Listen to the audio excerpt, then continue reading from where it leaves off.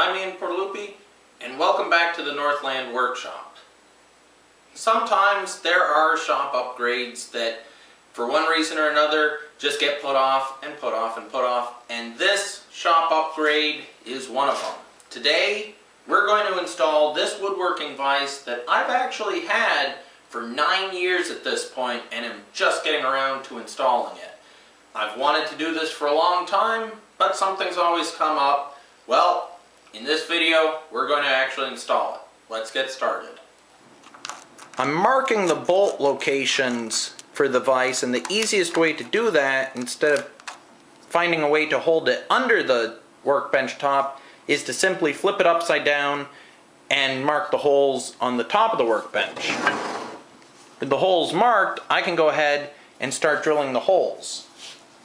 I'm going to be attaching the vise using these 1/4 inch by 3 inch long carriage bolts. I don't want this head to stick above the workbench surface because then it might damage projects that I'm working on, so it needs a counter bore. To do that, I'm going to use a 5/8 diameter Forstner bit in my cordless drill. So what I'm going to do is line up the point of the Forstner bit right in the center of the mark that I laid out for the bolt hole, and I'm just going to cut it until it's about 1/4 inch deep.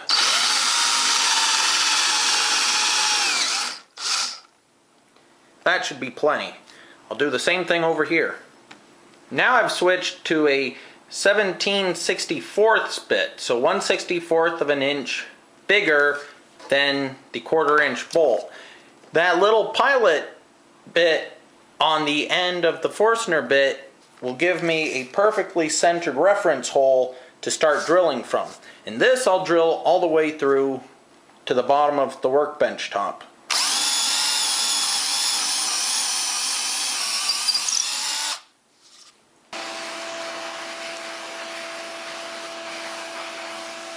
I've dropped the 2 carriage bolts down in the hole. That's going to aid me in this next process, and that is I need to hold this thing up in place, lined up with the bolts where it's going to be, and I need to trace the outline of the vise body itself. The purpose of this is I need a 1/2 inch spacer to cover this area right here in order to drop the vise down below the surface of the workbench. Otherwise, the metal jaws of the vise would stick up too high, and I'd be constantly running into it. Now that I know the size of the spacer, we can cut it out. I found a scrap piece of plywood that's going to work perfectly as the spacer, so I've laid out how long it needs to be, and I'll cut it to length here on the radial arm saw.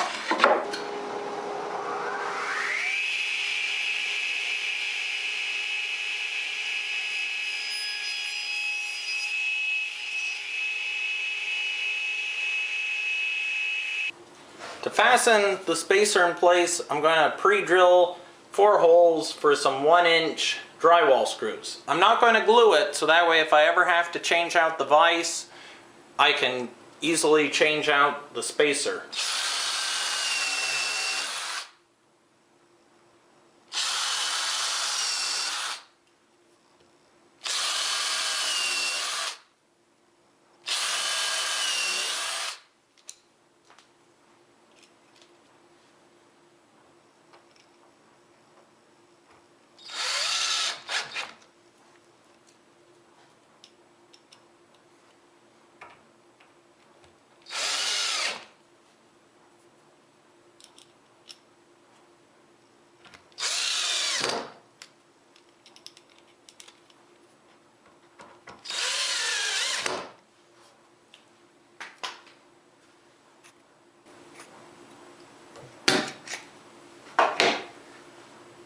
Now what I'll do is I'll drill down from the top again in order to get the bolt holes through the spacer.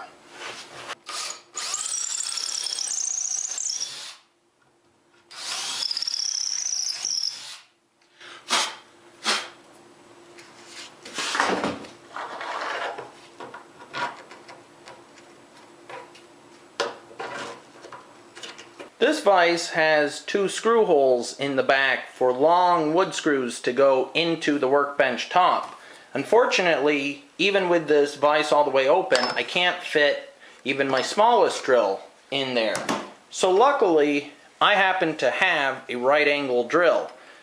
Now we can drill the pilot holes.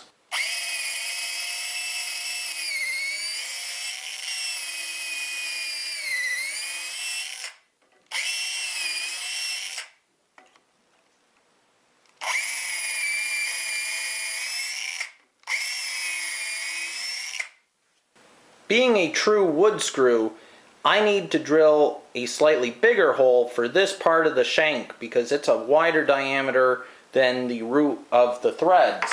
So to do that, I've got the correct size bit and I'll just drill in about 1 inch.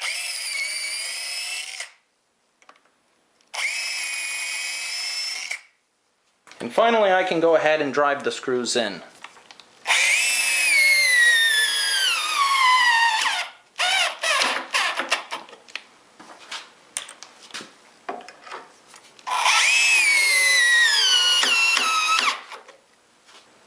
Even though these metal jaws are smooth, they'd still mar up a workpiece in a hurry, and you'd have to crank things down pretty tight to get enough friction to actually hold it steady.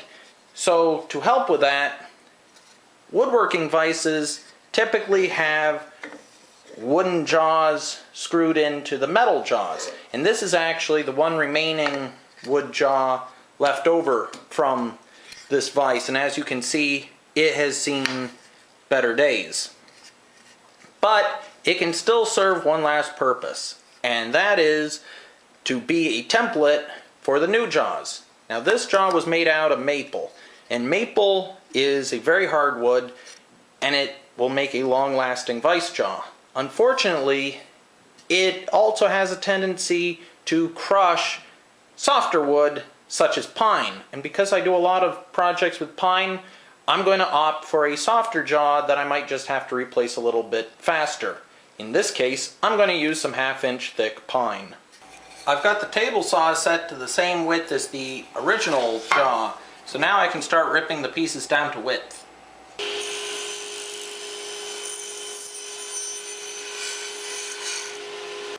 And now I'll cut them to length on the radial arm saw.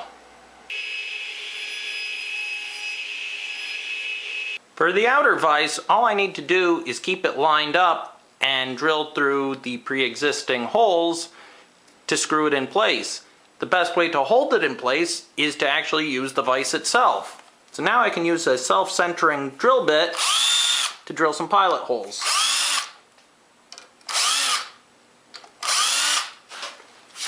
And now I'll just screw it in place. Just be careful with these little screws not to strip them out.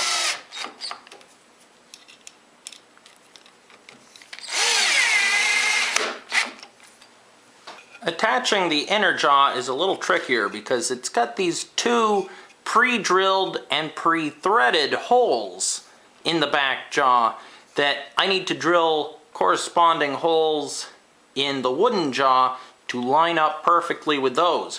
So what I've done is I've flopped it down so it's lined up with the cast iron edges and the jaw at the front, and now I can go ahead and mark out the center of those hole locations. One there, and one there. So that's located them side to side. Now I need to locate them up and down. To do that, I'm going to take the jaw out, line it up with the top edge of the cast iron jaw, and mark the center of the screw hole on the end of the piece, and do the same thing over here. Once again, lining it up with the top of the cast iron, and then marking the center of the screw hole. Using my little combination square, I can play a game of connect the dots.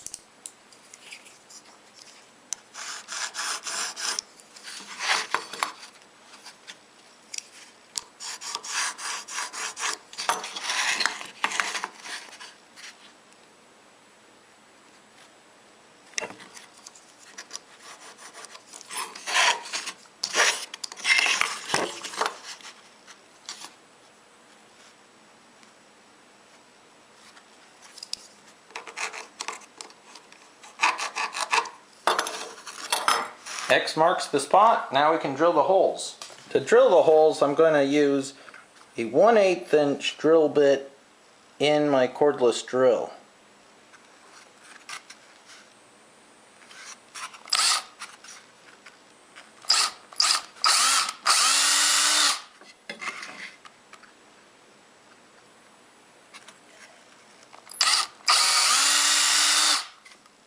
And the reason I went with an 1/8 inch size drill bit is this is the side that the screw starts from. So I need to put a countersink here. And I find that I get a much cleaner countersink hole if it's a small pilot hole versus a big 1/4 inch pilot hole. And to make the countersink, I'm just using a countersinking bit.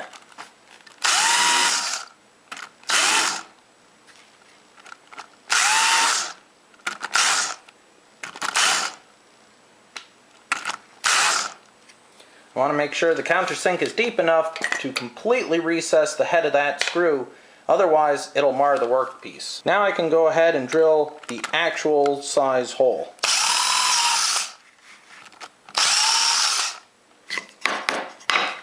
Let's install it. To attach it, I'm using 3/4 inch bugle head machine screws. That way they work with the countersink that I drilled in it. So all I have to do is line them up with the threaded holes, get them started by hand, and now I can use my right angle drill once again to screw them in.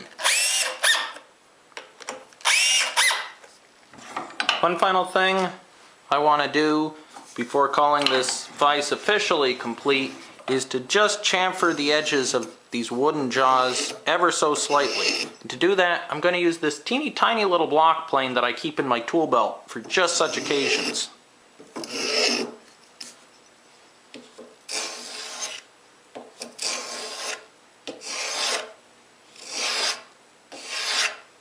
This will also help it not mar the wood.